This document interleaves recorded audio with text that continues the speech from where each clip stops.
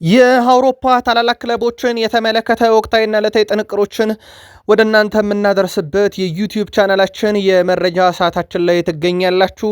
ለዚህም ሰዓት ለእናንተ ውድ አድማጮቻችን መርጠን ያሰናዳናቸውን መረጃዎች ስናደርሳችሁ እናንተ ደግሞ እስከ ፕሮግራማችን ፍጻሜ ላይክ፣ ሰብስክራይብ፣ ሼር እያረጋችሁ ሀሳብ አስተያየት ካላችሁም እያጋራችሁ ልትቆዩ ትችላላችሁ። ውድ ቤተሰቦቻችን ሁላችሁም ግን ላይክ ብታደርጉ ለኛ ይጠቅመናል። ዛሬ ግን አስቀድመን ምናልባት ለሀገር ቤት ስፖርት አፍቃሪያን ትልቅ ዜና ይዘን መተናል። ታደምጡታላችሁ። በአውሮፓ የመረጃ ሰዓታችን በርካታ ሁነቶችን በስፔን ትልቅ ክለቦች ዙሪያ ለእናንተ ውድ አድማጮቻችን ልናደርሳችሁ ይዘን መተናል። አነጋጋሪው የዓለም ዋንጫ ቀጥሏል። ኢራን በቂ ምላሽ የሰጠችበት የዓለም ዋንጫን በአሜሪካ አሳልፋለች። ሊዮኔል አንድሬስ ሜሲ፣ ሮናልዶ የሚጠበቁበት ጨዋታዎች ደግሞ ይቀጥላሉ። ከዛ ውጭ በዓለም ዋንጫ ዙሪያ ሰፊ መረጃ ለእናንተ ውድ አድማጮቻችን ይዘናል። ላይክ እያደረጋችሁን አብራችሁን ቆዩን። በተወዳጁ የእንግሊዝ ፕሪሚየር ሊግ የመረጃ ሰዓታችን ዝውውርን ነው በስፋት ትኩረት የምናደርገው። ተፈላጊውን ተጫዋች የተመለከተ ከራሱ አንደበት ያገኘነውን ምላሽ፣ ከቢግ ሲክስ ቶትናም ራሱን ለማጠናከር እየሄደበት ያለውን መንገድ እንነግራችኋለን። በማንቸስተር ሲቲም በኩል አንድ ዝውውር ለመጨረስ በጣም ከጫፍ ደርሷል። ጉዳዩን የተመለከተ ሰፊ ጥንቅር በማንቸስተር ሲቲ የመረጃ ሰዓታችን ለሲቲዝኖች እናደርሳችኋለን። ቼልሲ የተነጠቀውን ተጫዋች ከነጠቀው ክለብ ለመተካት ጥረት እያደረገ ነው ተብሏል። ቀጣይ የቼልሲን የዝውውር ሁኔታ የተመለከተ ልዩ ጥንቅር ይዘናል። በሊቨርፑል በኩል ከዛው ከፕሪሚየር ሊግ ሀያላን ክለቦች ተጫዋች የማምጣት እቅድ ያለው እንደ አጠቃላይ ሊቨርፑል ቤት አጥቂና አማካኝ ክፍሉን የማጠናከር ሂደት ተጠናክሮ ይቀጥላል ተብሏል። ወቅታዊ ጉዳዮችን በሊቨርፑል በኩል ከሌጀንዶችም ጋር አያይዘን እናደርሳቸዋለን። በአርሰናል በሻምፒዮኖቹ የመረጃ ሰዓታችን የዝውውር ጉዳይን በተመለከተ ወቅታዊ መረጃ ይዘንላችሁ መተናል። ከዛ በዘለለ በአርሰናል በኩል ሰፊ የዝውውር እንቅስቃሴ እየተደረገባቸው ያሉ ተጫዋቾችን ከቡድኑ የሚሰናበቱትን ጨምሮ የቡድኑን ቁልፍ ሰውና ወቅታዊ አወዛጋቢ ነገሮች የተነሱበትን አንድ ተጫዋች የተመለከተም ልዩ ጥንቅር በአርሰናል በኩል ይዘናል። ዩናይትድ ያልተጠበቀ ሰፈር አግኝተናል። ውድ ቤተሰቦቻችን በጣም ባልተጠበቀ ሁኔታ ዩናይትድ ተጫዋች ለማስፈረም ወደ ሆነ ክለብ ተጫዋች ፊቱን አዙሯል። በጣም ያልተጠበቀ ዝውውር ነው፣ እንመለከቷለን። በእርግጥ ከዛው ክለብ ጋር አስቀድሞም በሌላ ተጫዋች ድርድር እያደረገ ነበረ። ማንቸስተር ዩናይትድ የአማካይ ክፍሉን ለማጠናከር እዛው ፕሪሚየር ሊጉ ላይ ትኩረት አድርጓል። በማንቸስተር ዩናይትድ በኩል ዘአትሌቲክ አንድ የተረጋገጠ መረጃ ይዞ ወጥቷል። የዩናይትድ የዛሬ የዝውውር መረጃዎቻችን አብዛኞቹ ያልተሰሙ ናቸው። ላይክ፣ ሰብስክራይብ፣ ሼር እያረጋችሁን እስከ ፕሮግራማችን ፍጻሜ ከኛ ጋር ቆዩ ብለናል። ለሀሳብ አስተያየታችሁ፣ ለድጋፋችሁ፣ ለመልካም ምኞቶቻችሁና በተለያዩ ማህበራዊ ትስስር ገጾችም ላይ ቃል ስፖርት ዩቲዩብ ቻናል እንዲመጣ ጥሪ ስላቀረባችሁልን እጅግ አድርገን እያመሰገን የሰዓቱን ጥንቅር ጀምረናል። አብራችሁን ቆዩን። ኢትዮጵያ የ2028ቱን የአፍሪካ ዋንጫ የማዘጋጀት ፍላጎት እንዳላት ይታወቃል። ይህንን የአፍሪካ ዋንጫ ለማዘጋጀትም በመሰረተ ልማት እየተዘጋጀው ነው ብላ ለካፍ ጥያቄ አቅርባ ነበረ። ታዲያ ለኢትዮጵያ ፈተና ይሆናሉ የተባሉ ሌሎች አዘጋጅ ሀገራትን በተመለከተ አሁን ላይ ሞሮኮ ከ28ቱ የአፍሪካ ዋንጫ አዘጋጅነት ራሷ ልታገል ወስናለች የሚል መረጃ በስፋት እየወጣ ነው። ያም ይሆን ከሆነ ደግሞ ለኢትዮጵያ የአፍሪካን ዋንጫ ታዘጋጅ ዘንድ በሩን ወለል አድርጎ የሚከፍት አጋጣሚ ሊሆን ይችላል። ከዚህ ጋር በተያያዘ ኢትዮጵያ የአፍሪካን ዋንጫ ቀንቷት ብታዘጋጅ ለመጀመሪያ ጊዜ አይደለም። ከዚህ በፊትም የአፍሪካን ዋንጫ አዘጋጅታ እንደነበረ የሚዘነጋ አይደለም። ብሔራዊ ቡድናችን ባቋቋመው አፍሪካ ውስጥ ወይም አፍሪካን በመልሶ መገንባት ሂደት ውስጥ በጉልህ ሚና የሚጠቀሱ ውድ ኢትዮጵያን ባሉባት አህጉር ላይ አህጉራችንን ወክለን በዓለም ዋንጫ መሳተፍ ቀርቶ በአህጉሪቱ ውድድር ላይ ለመሳተፍ በጣም የተቸገረ ብሔራዊ ቡድን እንዳለን ይታወቃል። ያው አዘጋጅ ሀገር መሆን በቀጥታ መሳተፍን እድል ይሰጣል። ሌላኛው አጋጣሚ ሊሆን ይችላል። ለማንኛውም 28ቱ የአፍሪካ ዋንጫ ወደ ኢትዮጵያ ሊመጣ የሚችልበት በጣም ሰፊ እድል እንዳለ እየተዘገበ ነው። በባህር ማዶ ዘ ስፔሻል ዋን ጆዜ ሞሪኒዮ ማድሪድን ከተረከቡ በኋላ የዝውውር መስኮቱ ላይ የሚያደርጓቸው እንቅስቃሴዎች ፍጥነቱ በጣም ጨምሯል። ጆዜ ሞሪኒዮ የሚያመጡት እንዳለ ሁሉ የሚያሰናብቱትም ይጠበቃል። ወደ 4 ተጫዋቾች በሳቸው ሹመት ማግስት ስንበታቸው ይሰማል እየተባለ ነው። የራውል አሴንሲዮ፣ ፌርላንድ ሜንዲ፣ ፍራን ጋርሻ በትልቁ ሲጠበቅ እንደ ዳኒ ሴባዮስ ያለ አያክስ ቤት መዳረሻው እንደሆነ አስቀድሞ የታወቀ ነው። እነኚህ ተጫዋቾች በጆዜ ሞሪኒዮ እቅድ ውስጥ አለመኖራቸውን ተከትሎ ነው ከክለቡ የሚሰናበቱት። የእሳቸው ወደ ሪያል ማድሪድ መምጣት ሌላ አዲስ አብዮት ይዞ እንደመጣ የወቅቱ ዝውውሮች ያሳያሉ። እዛው ስፔን ቆይታን አንድ መረጃ ለመጨመር ያክል ስፔናዊ ተጫዋች ራፋ ሚር 8 ዓመት በእስር ቤት ይቆያል። 8 ዓመት ብቻ አይደለም፣ 8 ዓመት ከግማሽ እስር ቤት ይቆያል። ምክንያቱ ጾታዊ ጥቃት አድርሶ መሆኑ ተረጋግጧል። የዛሬው ሰበር መረጃ ነበር ከስፔን የሰማ ነው። ኢራን በፖለቲካዊ ጉዳይ ከአሜሪካ ጋር ሽኩቻ ውስጥ ከገባች በኋላና እጅግ በጣም ሰው በላ እንደዚሁም ደግሞ የዓለምን ኢኮኖሚ ያቃወሰ ጦርነት በመካከለኛው ምስራቅ ከተካሄደም በኋላ ኢራንና አሜሪካ ሁለቱ ሀገራት አሁን ላይ ከስምምነት መድረሳቸው ይታወቃል ጦርነቱን ለማቆም። ታዲያ ሁለቱ ሀገራት እንዲህ እንዳሉ በመሃል የዓለም ዋንጫ መጣና ኢራን አሜሪካ መሄድ ግድ አላት። ለፊፋ ጨዋታዬን ሜክሲኮ እንዳደርግ ይፈቀድልኝ ያለች፣ ፊፋ ግን አላረገውም አለ። ኢራን ሜክሲኮ እያደረች ጨዋታ ለማድረግ አሜሪካ መግባት ግድ አላት። የመጀመሪያ ጨዋታውን ከኒውዚላንድ ጋር አደረገች። ይሁላ እግር ኳሳዊ ችግር የሌለባት ኢራን ተጫዋቾቿ መለያ ብቻ የታጠቁት ኢራናውያን ከዛ ሁሉ እንግልት በኋላ በሌሊቱ የኒውዚላንድ ጨዋታ ያሳዩት ፐርፎርማንስ ግን ፍጹም የተለየና ፍጹም አስደናቂ ነበረ። ኢራን በሁለት አጋጣሚ በኒውዚላንድ ተመርታ ነበረ። ጀስቲ 7ኛው ደቂቃ ላይ ኒውዚላንድ መሪ ሲያደርግ፣ ራዛይን በ33ኛው ደቂቃ ላይ ኢራንን አቻ አደረገ። ጀስቲን መልሶ 54ኛው ደቂቃ ላይ ኒውዚላንድን መሪ ያደረገው 2-1። ከዛ በኋላ ሜሄቢ ለኢራን 64ኛው ደቂቃ ገባ አስቆጥሮ ጨዋታ 2-2 ተጠናቀቀ። በጣም ቆንጆ ጨዋታ ነበር። ምናልባት በቃል ስፖርት ዩቲዩብ ቻናል በማለዳው ጥንቅራችን ውጤቱን ለምንድን ያላካተትከው የሚል ቅሬታ መጥቶ ነበረ። መረጃውን እኛ ለእናንተ ስናቀርብ ጨዋታው አልተጠናቀቀም ነበረ ስናዘጋጀው። ለዛ ነው ውድ ቤተሰቦቻችን እንጂ ቃል ስፖርት ዩቲዩብ ቻናል በፍትሃዊነት የሁሉንም ክለብ የሁሉንም ብሔራዊ ቡድን ይደመጣሉ ብለን የምናስባቸውን መረጃዎች ሁሉ አሰባስበን እንደምናመጣ ይታወቃል። የኢራን ብሔራዊ ቡድን ሌሊት የዓለም ዋንጫ ጨዋታውን ካደረገ በኋላ አሜሪካን ለቆ እንደወጣ ይታወቃል። ብሔራዊ ቡድኑ በአሜሪካ አድሮ የማቃለያ ልምምድ ሰርቶ ለመውጣት አስቦ ነበር ተብሏል። የቡድኑ አሰልጣኝ አሚር ጋሊዮን በሰጡት አስተያየት በዓለም ዋንጫ በጣም የተጨቆነ ቡድን ካለ እኛ ነን ብለዋል። እሳቸውም ልክ ናቸው። በነገራችን ላይ እንዳንገባ ከልክለው አጉላልተውናል ያሉት አሰልጣኙ አሁን ደግሞ እረፍት እንኳን ሳናደርግ በቀጥታ ወደ ሜክሲኮ መልሰውናልና እንግልቱ በስቶብናል እያሉ ነው። ችግሩ ፖለቲካ፣ የሚጫወቱት እግር ኳስ ፊፋ ከወዴት አለ፣ የፊፋስ አንቀጽ ይሄን ይፈቅዳሉ የሚለው በትልቁ መነጋገሪያና ፊፋን ያስወቀሰ ነውና የኢራን ብሔራዊ ቡድን ድል ያደረገበት ያሸነፈበት ነጥብ የተጋራበትን መለያ እንኳን ሳይቀይር ከአሜሪካ እንዲወጣ መደረጉ አሁንም እግር ኳስን ለምን በዚህን ያክል ደረጃ ሲበጠበጥ ፊፋ ዝም አለ የሚለው በጣም አስተዛዛቢ ጉዳይ ይመስላል። የዩራጋይ ብሔራዊ ቡድን ዋና አሰልጣኝ ማርሴሎ ቤልሳም ፊፋ ይፋ የፎቶ ፕሮግራም ላይ የተነሱት ፎቶ በጣም አነጋጋሪ ሆኗል። ኡራጋይም በነገራችን ላይ ልክ እንደ አፍሪካና እንደ አረብ ሀገራት ሁሉ መከሯን ያየች ሀገር ኡራጋይ ናት። ያውም የደቡብ አሜሪካ ሀገር ሆና አሰልጣኙ አንገታቸውን ደፍተው ሲነሱ በርካቶች በውድድሩ ላይ ያላቸውን ተቃውሞ እየገለጹ ነው የሚል መላ ግምታቸውን ሲሰጡ ቆይተዋል። ከምሽቱ ጨዋታ በኋላ ስለ ጉዳዩ የተጠየቁት ቤልሳ እኔ ሞዴል አይደለሁም፣ ማብራሪያ ለሌለው ነገር ማብራሪያ ተጠይቁ ብለው ምላሽ ሰጥተዋል። በካሜራ ፊት እንደ ሞዴል የመሆን ግዴታ የለብኝም፣ ምንም አይነት መጥፎ ነገር አላደረግኩም ብለዋል። የዩራጋይ እንግልት ግን ከጋዜጣዊ መግለጫ ሁላ ዩራጋይን እንድትቀር ያደረገ እንደነበር አይዘነጋም። ፊፋ አንደኛው በደል ሲፈጸምባት በአሜሪካ ቁጭ ብሎ ያየው ሌላኛው ሀገር ዩራጋይ ላይ ነው። የአርጀንቲና ብሔራዊ ቡድን አምበል ሊዮኔል ሜሲ በቅርቡ መጠነኛ ጉዳት አጋጥሞት እንደነበረ ይታወቃል። ሊዮኔል ሜሲ በአሁኑ ሰዓት በጥሩ ሁኔታ ላይ ይገኛል ሲሉ የብሔራዊ ቡድን ዋና አሰልጣኝ ሊዮኔል ስካሎኒ አረጋግጠዋል። ሊዮኔል ሜሲ ሁልጊዜም አርጀንቲና በፈለገች ሰዓት ተገኝቷል ያሉት ስካሎኒ በዛሬውም ጨዋታ ላይ ለብሔራዊ ቡድኑ ግልጋሎት ይሰጣል ሲሉ ተደምጠዋል። ሊዮኔል ሜሲ በዛሬው አልጄሪያ ጨዋታነት በቋሚነት ይጠበቃል።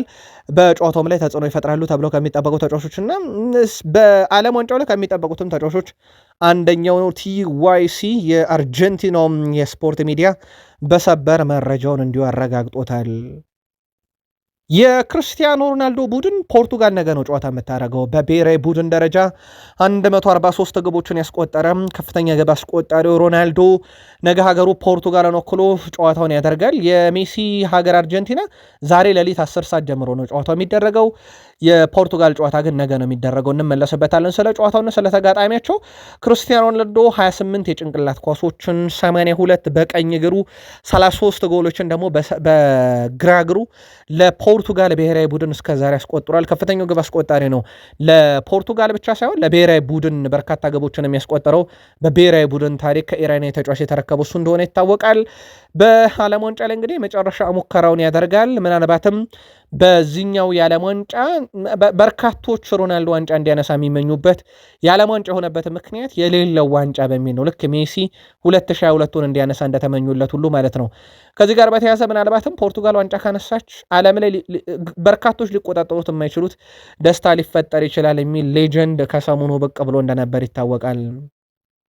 በዓለም ዋንጫ መክፈቻ ሽንፈት የገጠሚያት ቱኒዚያ ብሔራዊ ቡድን አሰልጣኟን ማሰናበቷ ይታወቃል። ሰሜን አፍሪካዊቱ ሀገር ቱኒዚያ በአሁኑ ሰዓት ላይ ታዲያ አዲስ አሰልጣኝ መሾሟን ይፋ አድርጋለች።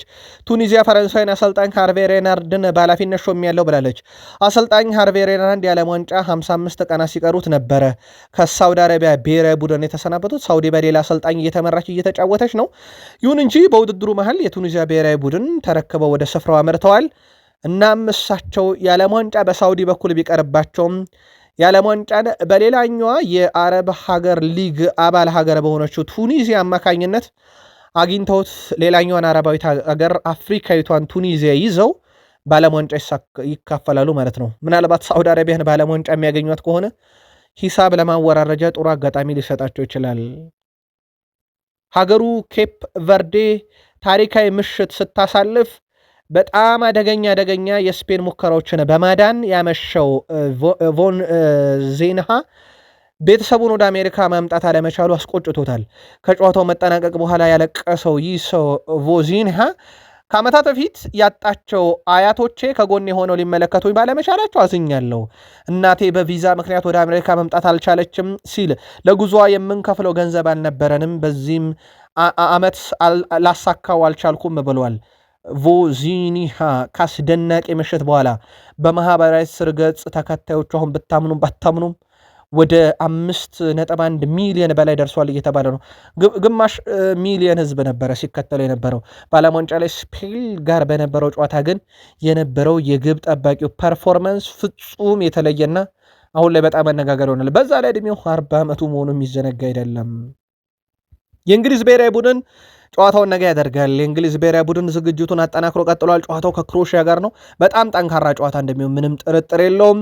የእንግሊዝ ብሔራዊ ቡድን በክሮሺያ ጨዋታ ዙሪያ ጠንካራ ዝግጅቶችን እያደረጉ መሆኑን ያረጋገጠው ቢቢሲ ስፖርት በተለይም ሳም ሞክቤል ይዞት ወጣው የአርሰናል ተጫዋቾች ዴክላን ራይስ፣ ሪስ ጄምስ፣ ቡካዮ ሳካ የቆመ ኳስ ላይ በጣም ጠንካራ ስራ እንዲሰሩ አድርጓቸዋል የተባለው ቶማስ ቱሄል እና በዓለም ዋንጫ ላይ እንግሊዝ ብሔራዊ ቡድን ሁሉንም አማራጮች ትጠቀማለች ብሏልና ከየክለቦቹ ያመጣናቸውን ተጫዋቾች ይላሉ ቶማስ ቱሄል ባህሪያቸውን በደንብ እንዲተገብሩልን እንፈልጋለን እና የልምምድ ስራ ላይ ያንን የማቀናጀት ስራ እየሰራ ነው ተብሏል ብለዋል።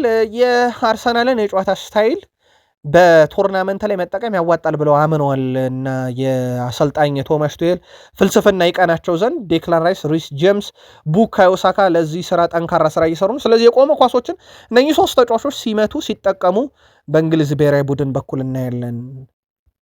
ውድ ቤተሰቦቻችን ከኛ ጋር ከሆናችሁ ላይክ ማድረግ እንዳትረሱ፣ አበረታቱን። ለሀሳብ አስተያየታችሁ አመስጋኞች ነን። ፈጣን ከታማኝ ምንጮቻችን የተረጋገጡ ሁሉንም በሚዛናዊነት ለማቅረብ እንሰራለን። ቃል ስፖርት ዩቲዩብ ቻናል ዋናው ዩቲዩብ ገጻችን ነው። ከ94,000 በላይ ሰብስክራይበር ደርሰናል። ይሄኛው ሁለተኛው ዩቲዩብ ገጻችን ለእናንተ ወደ አድማጮቻችን በዚህ ሰዓት ደግሞ ይደርሳል።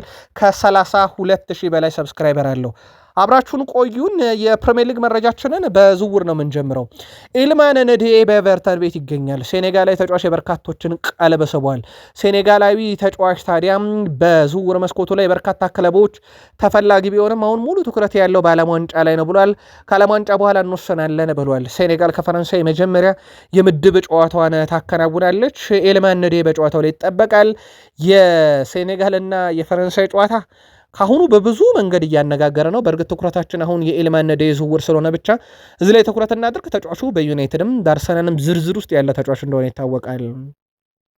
ቶትናም በአሰልጣኝ ሮቤርቶ ዲዘርቢ ስር ራሱን የማጠናከር ስራውን አጠናክሮ ቀጥሏል። በርካቶችን ከፕሪሚየር ሊግ እያስፈረመ ከፕሪሚየር ሊግ ለማስፈረም እየተደራደረ ያለው ቶትናም አሁን ደግሞ ሮማ ቤት ደርሷል። የሮማውን የክንፍ ተጫዋች ማቲያስ ሹሌን እየተመለከተ ነው ተብሏል። ይህንን ተጫዋች ለማምጣት የሰሜን ለንደኑ ክለብ ቶትናም ስራዎችን እየሰራ ነው። አስቶን ቪላ ሌላኛው ፈላጊ ነው ተጫዋቹን ለመውሰድ። አርጀንቲናዊ የአጥቂ ስፍራ ተጫዋችና የክንፍ አጥቂ ተጫዋች የሆነው ይህ ተጫዋች በክለቡ በኩል በሮማ በኩል ማለት ነው የሚፈለግበት ገንዘብ እስከ 40 ሚሊዮን ዩሮ ይሆናል ተብሏል። ሹል በሴሪው በጣም አስደናቂ ጊዜን አሳልፏል። ተጫዋቹ በቀጣይነት በአውሮፓ ሌሎች ትልቅ ክለቦች የመጫወት ፍላጎት አለውና ይህን ተጫዋች ለማምጣት ቶትናም ከአስቶን ቪላ ጋር ከባድ ፉክክር ውስጥ ናቸው ተብሏል። በማንቸስተር ሲቲ በኩል በዝውውር መስኮቱ ላይ እንደ ኤሊዮት አንደርሰን በርካታ ጥረት ያደረጉበት ተጫዋች የለም። በተረጋገጠ ሁኔታም ሁለት የጠየቀው ጥያቄያቸው ውድቅ ተደርጎባቸዋል። ሶስተኛው ጥያቄ ይጠበቃል። ከዛ ውጭ ግን ዛሬ ላይ ማንቸስተር ሲቲ ከፒኤስጂ ሄርማን ማሎጎን ለማስፈረም የመጨረሻ ምዕራፍ ላይ መድረሳቸው እየተዘገበ ይገኛል። ተጫዋቹ የሲቲን የመከላከል ክፍል ለማጠናከር ነው። በተለይም ደግሞ ጆን ስቶን ስለቋል። የብሬንዝ ዋይት ዝውውር ቀላል አልሆነም። ሌላኛው ከኤቨርተን አምጥተው በነገራችን ላይ ጆን ስቶን ስም ከኤቨርተን ነው የመጣው ከዛሬ 10 ዓመት በፊት። አሁን ጀረድ ብሬንዝ ዋይትንም ከኤቨርተን ለማምጣት የሚደረገው ጥረት በብዙ የተሳካ አይደለም፣ በሂሳብ ዝውውሩ ከፈላጊዎቹም ብዛት አንጻር። ከዛ ውጭ ሲቲዎች አሁን የሄርማን ማሎጎን ዝውውር ለማጠናቀቅ በርካታ ስራዎችን እየሰሩ ነው። ዝውውሩ በተቻለ መጠን በዚህ ሳምንት እንዲጠናቀቅ ማንቸስተር ሲቲዎች ይፈልጋሉ ተብሏል።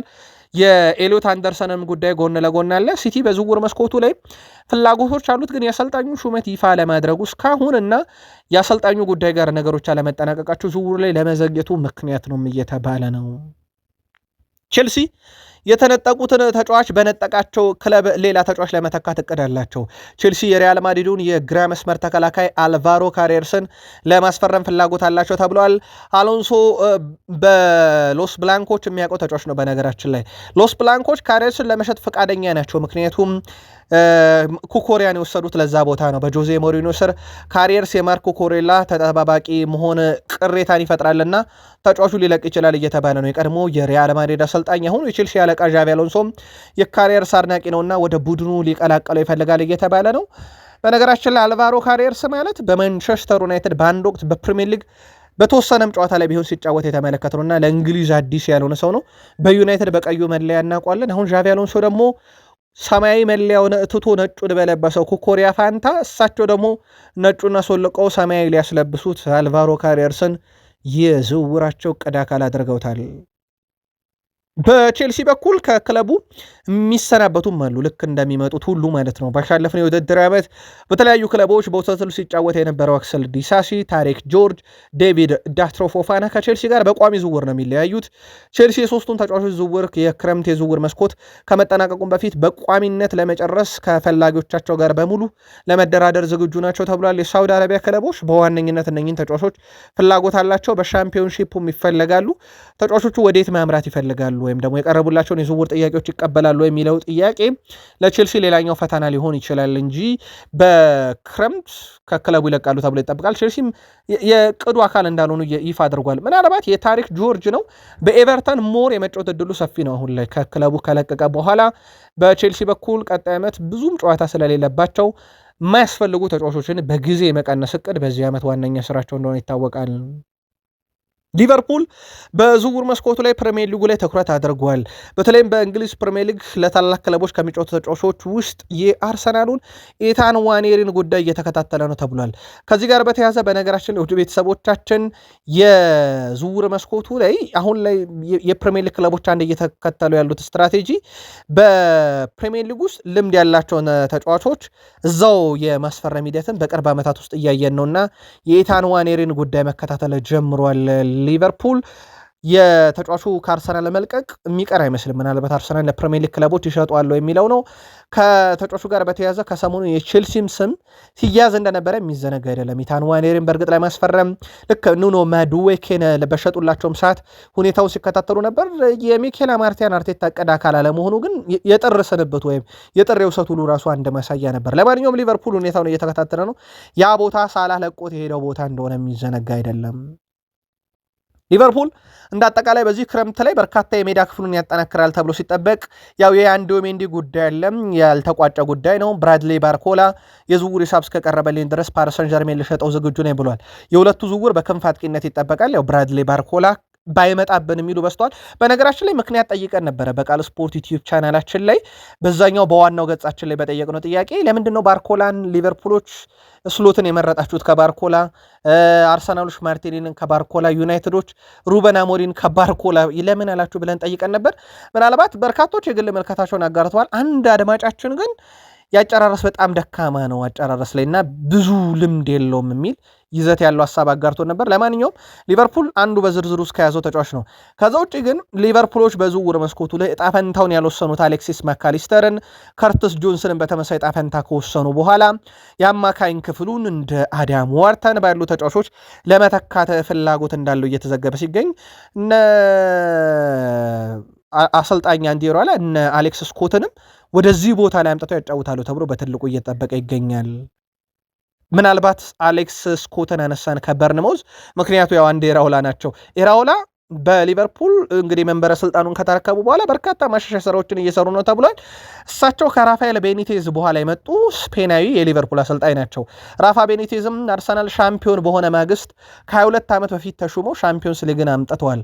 ኢራኦላም በተመሳይ አርሰናል ሻምፒዮን በሆነ ማግስት ተሹመዋል። ሻምፒዮንስ ሊግን ካመጡ ግጥምጥሞሹ በጣም አስገራሚ ይሆናል። በአሰልጣኝ ደረጃ ግን ራፋኤል ቤኒቴዝ ከ22 ዓመት በፊት ልክ በዛሬው ዕለት ነበር ሹመታቸውን የወሰዱት። አንድ ሰው ግን እናንሳ በአሰልጣኝነት ሊቨርፑል መቼም አይረሷቸውም። ክሎፕን ቨርጅል ቫንዳይክ አግኝቷቸው ነበረ በአሜሪካ። ልዩ ስሜት ነበረው ሁለቱ ሲገናኙ የነበረው። ይሄ የሁለቱ ጥምረትም ፍጹም የተለየ ነበር። የአሰልጣኙና የቫንዳይክ ፕሪሚየር ሊግ፣ ሻምፒዮንስ ሊግ፣ ኤፍኤ ካፕ፣ 2 ካራቦ ካፕ፣ የአውሮፓ ሱፐር ካፕ፣ የፊፋ ክለቦች ዋንጫን፣ ኮሚቲ ሽልድን ጠራርገው የወሰዱት ክሎፕ ዛሬ ደግሞ ለየት የሚለው ነገር 59ኛ ዓመታቸው ነው። ሊቨርፑልን እንዴትም አይረሷቸውም። የሊቨርፑልን አብዮት የቀየሩ ወይም የቀሰቀሱ ሰው ናቸው ማለትም ይቻላል። ውድ ቤተሰቦቻችን በሁለተኛው የዩቲዩብ ገጻችን ላይ ትገኛላችሁ። ቃል ስፖርት ዩቲዩብ ቻናል ሌላኛው ከ94,000 በላይ ሰብስክራይበር ያለው ቻናላችን ሲሆን ይሄኛው ቃል ስፖርት ሁለተኛው ገጻችን በዝውውር ቻናል ስም የሚገኘው ደግሞ 32,000 ሰብስክራይበሮችን ይዟል። አጋርነታችሁ በሁለቱም ቻናል ይቀጥል። ፈጣን መረጃዎች ሁሌም ለእናንተ ውድ አድማጮቻችን እናደርሳችኋለን። ከዝውውር ጋር በተያያዘ የአርሰናል ኢታን ዋኔርን አንስተን ነበር ቅድም በሊቨርፑልና በቼልሲ የመረጃ ሰዓታችን ላይ። አርሰናሎች የመጨረሻ ውሳኔያቸውን አልወሰኑም በኢታን ዋኔሪ ላይ። በነገራችን ላይ የአርሰናል ፍላጎት ተጫዋቹ እቅድ አካላቸው ካልሆነ ያው በቋሚነት ይሸጡታል የሚል ነው። በውሰት የሰጡት ለሮቤርቶ ዲዘርቢ ቡድን ነበረ። ማርሴ ግን እንዴት ስህተት እንደተሰራ ስህተትም ባይሆን የሮቤርቶ ዲዘርቢ መልቀቅ አርሰናል እንዴት ዋጋ እንዳስከፈለው ይታወቃል። የጨዋታ እድላቶ አርሰናል የመጨረሻ ውሳኔውን አልወሰነም ተብሏል። የሰሜን ለንደኑ ክለብ አርሰናል የክለብ ብሩጁን አጥቂ ክርስቶስ ትዞሊን የማስፈረሙን ሂደት በተመለከተም 40 ሚሊዮን ዩሮ ለዝውውር ሂሳቡ ተጠይቋል። አርሰናል ይሄንን ተጫዋች ለማስፈረም ማሰቡ ሌሎች ዝውውሮችን እንግዲህ ፍላጎት አያጠፋውም ወይም ባርኮላንም ሮጀርሰንም የማምጣት እቅዱ አይሰርዞ ቢባልም የአርሰናል ደጋፊዎች ግን ባርኮላን ፈጽሞ ማየት እንደማይፈልጉ ተናግረዋል። ሞርጋን ሮጀርስ ግን ሌላኛው የሚጠበቀው ተጫዋች እንደሆነ ይታወቃል። በአርሰናል በኩል መድፈኞቹ የመሃል ሜዳ ክፍሉን ለማጠናከር የሳንድሮ ቶናሊ አድናቂ ቢሆኑም የሳንድሮ ቶናሊ ዋጋ አሁንም ሊቀመስ አልቻለም። አርሰናል ከሌሳንድሮ ትሮሳርድና ማርቲኔሊ ጋር ያለውን ቆይታም በዚህ ወር መጨረሻ ልባት ይሰጠዋል ተብሏል። በተለይም የዓለም ዋንጫ ጉዟቸው ላይ ተመርኩዞ ከዛ በኋላ የክርስቶስ ቶዣሊን ዝውውር ለመጨረስ የሚደረገውን ጥረት አጠናክሮ ይቀጥላል። ወጣት ተጫዋቾችም ትኩረት እያደረገ ነው። ለአብነት ያክል የቀድሞ የአርሰናልና የእንግሊዝ የመሃል ተከላካይ ማቲው ልጅ የሆነውና አሊያስ አፒንሰን ይባላል። አሁን በቶትናም ሆትስፐርስ እየተጫወተ ነው። የ18 ዓመቱ ተከላካይ በአሁኑ ጊዜ በቶትናም ቤት ሲገኝ ኮንትራቱ ሊያልቅ ጥቂት ቀናቶች ብቻ ይቀሩታል። ኦልሞስት 14 ቀን ገደማ ይቀረዋል። ያኔ አርሰናል በነፃ ለማስኮብለል ፍላጎት አለው ተብሏል። ግን ያው የካሳ ክፍያ ለቶትናም ይከፍላሉ፣ ግን የዝውውር ሂሳብ አይከፍሉም። ለማስኮብለል ጥረት እያደረጉ ነው ተብሏል። አርሰናሎች ከቶትናም ይሄንን ታዳጊ በጣም አስደናቂ ተከላካይ ነው። ከዛ ውጪ ሞንጋ በማምጣት ሂደት ላይ የገጠማቸውን ፈተና ለመቅረፍ የሚደረገው ጥረት አሁንም እንደቀጠለ ነው። ተጫዋቹ የዋናው ቡድን አካል ይሆናል ተብሎ ስለሚጠበቅ ዝውውሩን ለመጨረስ የሚደረገው ጥረት አሁንም በአርሰናል በኩል ተጠናክሮ ቀጥሏል። ምናልባት አሁን የክረምት የዝውውር መስኮት በይፋ ስለተከፈተ አንዳንድ እርምጃዎች በትልቁ ይጠበቃሉ። የአርሰናል መዘግየት ያው በበርካቶች ዘንድ ቅሬታን ፈጥሯል፣ በደጋፊው ዘንድ ግን የቃል ስፖርት ዩቲዩብ ቻናል ቤተሰቦቻችንን በማለድ የጠየቅነው አርሰናል ተጫዋቾችን አምና ካስፈረመበት መንገድ አንጻር ካየን ዘገየ የሚባል አይነት አይደለም። የኬፕ ቨርዴው ግብ ጠባቂ ቮዚ እንሃ እኔ ከክለብ የባርሴሎና እና የአርሰናል ደጋፊ ነኝ፣ ከግብ ጠባቂ የዳቪድ ሪያ አድናቂ ነኝ ብሏል። ዳቪድ ሪያን ቡድን ሲገጥም ትላንትና ዳቪድ ሪያ ተጠባባቂ ነበረ። የስፔን ግብ ጠባቂ የቁጥር አንድነት ጥያቄ አሁንም በበርካቶች ዘንድ ለውዝግብ የቀረበ ነው። ሉዊስ ዴላፎንቴ የማይነካውም የማይተካውም ግብ ጠባቂ ያሉትን ኡናይ ሲሞንን እየተጠቀሙ እንደሆነ ይታወቃል። እሳቸው የአርሰናሉ ግብ ጠባቂ ዳቪድ ሪያ ደግሞ ያሳለፋቸው 3 ዓመታት ከዚህ በላይ ምን ያስፈልገዋል የሚሉ አርሰናል እንዲኖር አድርጓል። ዳቪድ ሪያ 3 ዓመት የፕሪሚየር ሊግ የወርቅ ጓንት ወሳጅ ነው። ዘንድሮ የአውሮፓ ሻምፒዮንስ ሊግ የወርቅ ጓንትም ተሸላሚ እሱ ነው። በጣም አስደናቂ ጊዜን ያሳልፏል ዳቪድ ሪያ። እሳቸው ግን አሁንም ሉዊስ ዴላፎንቴ ኡናይ ሲሞንን መምረጣቸው አርሰናልን ለብስጭት ዳርጓል። የላያ ብቃት አድናቆት ቢቸረውም ስፔን ብሔራዊ ቡድን ውስጥ የኡናይ ሲሞንን ቦታ ግን እስካሁን መንጠቅ አልቻለም። ትላንትና ግን የኬፕ ቨርዴው ግብ ጠባቂ ዳቪድ ሪያ ያለም ምርጡ ነው ብሏል። በተቃራኒው ብሔራዊ ቡድኑን ገጥሞ ግብ እንዳይቆጠር ሲከላከል የነበረው ሰው። አርሰናል ቀጣይ ዝግጅቱ ስለ ሻምፒዮንስ ሊግ ነው ተብሏል። አርሰናሎች ከ22 ዓመት በኋላ የፕሪሚየር ሊግ ዋንጫ ጠማቸውን ካስታገሱ በኋላ ቀጣይ የሚፈጽሟቸው ዝውውሮችና በክለቡ የሚደረጉ መዋቅራዊ ለውጦችና ማሻሻዮች በሙሉ ስራዎች ለአውሮፓ ሻምፒዮንስ ሊግ ነው ተብሏል። በእርግጥ ሙከራ በስፔኑ ኃያል ክለብ ባርሴሎና እየተሞከረ ነበረ። ባርሴሎና ዘንድሮ የተጫወተው ለላሊጋ ዋንጫ እንዳልነበረ እሳቸውም አረጋግጧል። አሰልጣኝ ሃንሲ ፊሊክ ዋና ታርጌታችን ሻምፒዮንስ ሊግ ነው ብለው ነበረ። ያው ፓሪሰን ጀርሜን የወሰደው አርሰናሎችም ቀጣይ ዓመት ሻምፒዮንስ ሊግን ታርጌት ያደረገ ስራዎችን እንሰራለን ብለዋል። በአርሰናል በኩል ቡድኑን በዛ መንገድ የማጠናከር እቅድ ያላቸው ምናልባት የአጥቂ ክፍሉ በቪክተር ዮኬሬሽ ይዘለቃል አይዘለቀም የሚለው አሁን መነጋገር ይሆናል። ግን ቪክተር ዮኬሬሽ በ2026 እንደሱ በጣም የተሻሻለ አጥቂ ማግኘት ይቸግራል። በአውሮፓ ውስጥ ለሀገሩም በ4 ጨዋታ 6 ግቦችን አስቆጥሯል። ይሄን ያደረገ አንድም ተጫዋች በአውሮፓ ውስጥ የለም። ግን ለአርሰናል የሻምፒዮንስ ሊግ ዋንጫ ጉዞ አካል መሆን የሚችል ተጫዋች ነው ወይ? አርሰናልስ በዚህ አጥቂ ሻምፒዮንስ ሊግን ማለም ይችላል የሚለውን ግን ምልከታችሁን አርሰናል የነጋሩን። ዩናይትድ በዝውውር መስኮቱ ላይ ካልተጠበቁ ስፍራዎች እየተገኘ ነው። ዛሬ የተገኘበት መንገድ ሰበር ነው። ኔዘርላንድን የፊት ወሰር ተጫዋች ሰመር ቬልን በዓለም ዋንጫው ጥሩ ነገር እያሳየ ከሚገኙ ተጫዋቾች አንዱ እንደሆነ ይታወቃል። ተጫዋቹ ከዌስትሃም ዩናይትድ ጋር ወደ ታችኛው ሊግ ቢወርድም አቋሙ ላይ ተጽዕኖ አላሳደረበትም። ማንቸስተር ዩናይትድ ተጫዋቹ ለማስፈረም በቅርበት እየተከታተለ መሆኑ ይፋ ተደርጓል። ማንቸስተር ዩናይትድ ስለ ተጫዋቹ የጠየቀ ሲሆን ዌስትሃም ዩናይትድ 50 ሚሊዮን ፓውንድ ከከፈላችሁን ዩናይትዳውያን ሆኑ ውሰዱት ብለዋል። የተጫዋቹ ዝውውር በማርከስ ራሽፎርድ የወደፊት ቆይታ ላይ ተመሰረተ እንደሚሆን ግን ተረጋግጧል።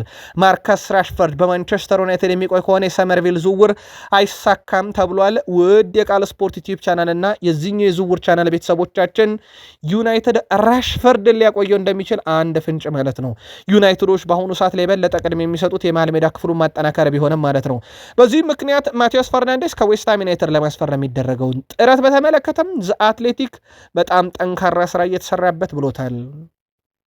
ለመሆኑ በማንቸስተር ዩናይትድ ድንገተኛው የሰሜርቪል ፍላጎት ዙሪያ ምን እየተባለ እንደሆነ እንንገራችሁ። ሰመርቪል የክንፍ ተጫዋች ሲሆን ብዙውን ጊዜ በግራ የፊት መስመር ቦታ ላይ ይጫወታል። ተጫዋቹ በተክለ ሰውነት አጠር ያለ ነው፣ ፈጣንም ነው። ግን በጣም አስገራሚ ብቃቱ አንደኛው ይሄ ነው።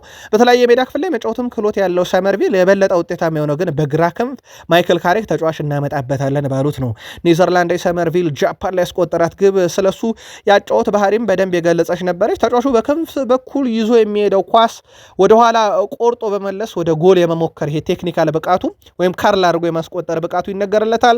ሰመርቪል ስኬታማውን ጊዜ ያሳለፈው በ23-24 የውድድር ዓመት ሲሆን በ43 ጨዋታ 19 ጎሎችን አስቆጥሮ 9 አመቻችቶ ተቀብሏል። ዩናይትድ እንዳልኳችሁ ነው የግራ ክንፍ አጥቂው ቀጣዩ ሰመርቪል ይሆን ዘንድ ጠንካራ ስራ እየሰራ መሆኑ ዛሬ ሰበሩ መረጃ ነው። ሌላው ማንቸስተር ዩናይትድ ከዛው ከዌስትሃም ሊያመጣው ጠንካራ ስራ እየሰራበት በሚገኘው ማቲያስ ፈርናንዴዝ ዙሪያ ነገሮችን ያቀል ዘንድ ወኪሉ ጆርጅ ሜንዴስ ስራዎችን ይሰራል ተብሏል። ወኪሉ ጆርጅ ሜንዴስ ከማንቸስተር ዩናይትድ ጋር በጣም ቅርብ የሆነ ሰው ነው። የበርካታ ዩናይትድ ኮከቦችን ወኪል እንደሆነ ይታወቃል። ወደ ዩናይትድ የመጡ አብዛኛው ኮከቦች ወኪል ነበር ከዚህ በፊት። የማቲያስ ፈርናንዴዝ ዝውውር ይጠናቀቅ ዘንድ እንግዲህ ወኪሎች የኮሚሽን ክፍያ እንደሚያገኙ ይታወቃል። በእያንዳንዱ ዝውውርና ጠንካራ ስራ የሚሰራሉ ተብሎ ይታሰባል። በዩናይትድ በዌስትሃም ዩናይትድ መካከል ያልተደረሰው የስምምነት ጉዳይ የዝውውር ሂሳቡ እንደሆነ ይታወቃል። ማቲያስ ፈርናንዴዝም ወደ ዩናይትድ መካተት እንደሚፈልግ ወይም ቀጣይ ዓመት የካሪንግተን ተጫዋች መሆን እንደሚፈልግ ለዌስትሃም ዩናይትድ አሳውቋቸውም ነበረ። የመሃል ሜዳ ክፍሉን ለማጠናከር በሚደረገው ጥረት ላይ በርካታ አማራጮችን እያዩ ነው። የኖርዌው ተጫዋች ሳንደር በርግ ሌላ በዩናይትድ ዝርዝር ውስጥ አለ። ዛሬ ጠንካራ ስራዎችን በዩናይትድ በኩል በዝውውር ጉዳይ ላይ ሲሰሩበት የነበረ ነው ተብሏል። ማንቸስተር ዩናይትድ በዚህ ክረምት ሊያስፈርማቸው ካሰባቸው የአማካኝ ስፍራ ተጫዋቾች አንጻር በርካቶችን እየተመለከተ እንደሆነ ይታወቃል። ዩናይትድ ምናልባት ያልተጠበቀ አማካይ ሊመጣ ይችላል ስማቸውም ከተጠቀሰ ውጪ። አሁን ላይ አማካዩ ሳንደር በርግን እየተከታተሉ ነው። ዩናይትድ ከዚህ ቀደም ከ2 ዓመት በፊት በተጫዋቹ ላይ ፍላጎት አሳይቶ የነበረ ሲሆን በወቅቱ ተጫዋቹ ወደ ፉልሃም አቅንቶ ነበረ። ፉልሃሞች ከ2 ዓመት በፊት ለተጫዋቹ ዝውውር 25 ሚሊዮን ፓውንድ የከፈሉ ሲሆን አሁን ላይ ከከፈሉት በተሻለ ትርፍ ማግኘት ይፈልጋሉ ተብሏል። አትሌቲክ አረጋግጦታል ዝውውሩ በማንቸስተር ዩናይትድ እንደሚፈለግ። የዚህ ተጫዋች ማንቸስተር ዩናይትድ ምን ያህል ገፍቶ ሄዳል የሚለው ይጠበቃል። ዩናይትድ አማካኝ ክፍሉን ለማጠናከር በሚያደርገው ጥረት ላይ በርካታ ፈተኖችን ካስተናገዱ የአውሮፓ ክለቦች ውስጥ አንዱ እንደሆነ ይታወቃል ያንን ቦታ ለመድፈን። ምክንያቱም የዝውውር ሂሳባቸው ነው። ምናልባት ቶትንሃም ሳንድሮ ቶናሊ ሊወስደው ነው እየተባለ ነውና በምን መንገድ የሚለው ነገር ራሱ እንዲጠበቅ አድርጓል። ለማንኛውም ዩናይትድ ወደ ኖርዌይ አማካኝ ሳንደር በርግም ፊታቸውን አዙረዋል። በማርከስ ራሽፈርድ ጉዳይ ላይ የማርከስ ራሽፈርድ ውሉ ተጠናቋል። በባርሴሎና ወደ ዩናይትድ ተመልሷል። በማንቸስተር ዩናይትድ የልምምድ ካምፕን ይቀላቀላል ከዓለም ዋንጫው በኋላ። ለካታላኑ ክለብ ለልጅነት ህልሞ የተጫወተው ማርከስ ራሽፈርድ በ80 ሚሊዮን ዩሮ በፈረመው አንቶኒ ጎርደን ምክንያት ዝውውሩ ቀርቷል ይላሉ በርካቶች። 300,000 ፓውንድ በሳምንት ይከፈለዋል።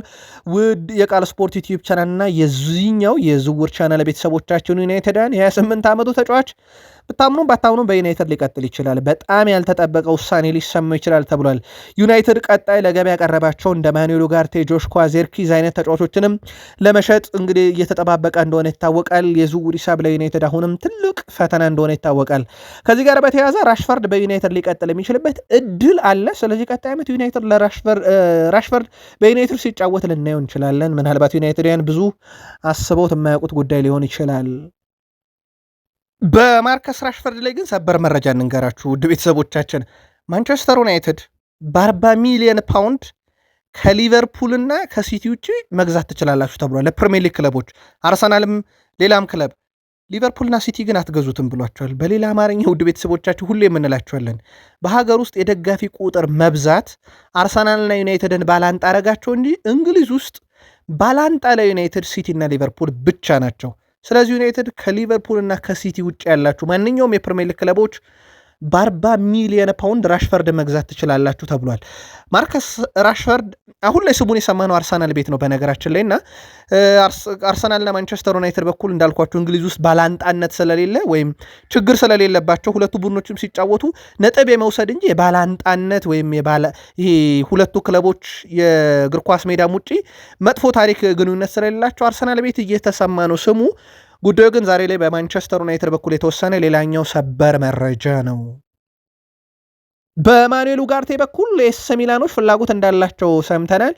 ምናልባት የዩናይትድ ተስፋ አሁንም በዓለም ዋንጫ ላይ ተጫዋቹ የሚያሳየው ፐርፎርማንስ ነው። ኡራጋይ ኢንተርናሽናል በሴሪ ክለቦች በስፋት ይፈለጋል። ሩበን አሞሪም ናቸው እዛ ኤስ ሚላን ያሉት። ሩበን አሞሪምና ማኑኤል ኡጋርቴ በፖርቶ በስፖርቲንግ ሊዝበን አብረው ሰርተዋል። ከዛ እሱ ወደ ፓሪሰን ጀርሜን ያመራ፣ እሳቸው ደግሞ ወደ ዩናይትድ መጡ። እሱ ከፓሪሰን ጀርሜን አስቀድሞ ወደ ዩናይትድ በአሰልጣኝ ኤሪክ ቴን ሃግ መጥቶ ነበረ። ምናልባት ዩናይትድያን በጣም የሚቆጩት ኡጋርቴ የመጣው ስኮት ማክቶሚኔ ተሽጦ መሆኑ ነው። ምናልባት ዩናይትድያን በጣም የሚቆጩበት አብረው ሰርተዋል ከሩበን አሞሪም ጋር በዩናይትድ ግን የሩበን አሞሪም ቁጥር አንድ ሰው አልነበረም። ምናልባት ግን አሁን በኤስ ሚላን የአማካይ ክፍሉን ለማጠናከር እንዳማራጭ ሊያዩት ይችላሉ ተብሎ ይታሰባል። ምንም አይነት ንግግሮች አልተደረጉም። ዩናይትዶች ለመሸጥ ክፍት ናቸው። ገዢ እየተጠባበቁ ነው። ሌላው አንድሬ ኦናና ነው። ኦናናም የማንቸስተር ዩናይትድ ፕሪሲዝን ሲጀምር ቡድኑ ይቀላቀላል ተብሏል። የዩናይትድ የሽያጭ ሁኔታ የዚህንም ተጫዋች ገዢ እየተጠባበቁ እንደሆነ ሲታወቅ ገዢው እስኪገኝ ድረስ ዩናይትድ ፕሪሲዝኑን ሲጀምር ቡድኑን እንደሚቀላቀል ግን ይህንም ተጫዋች ይፋ አድርጓል። የዝውውር ጉዳዮች በስፋት እየወጡ ነው። በዚህኛውም ቻናላችን በቃል ስፖርትም እየተከታተለን ሁሌ የምናደርሳችኋለን። እናንተ ላይክ ማድረግ ግን እንዳትረሱ። እዚህ ጋር እናብቃ።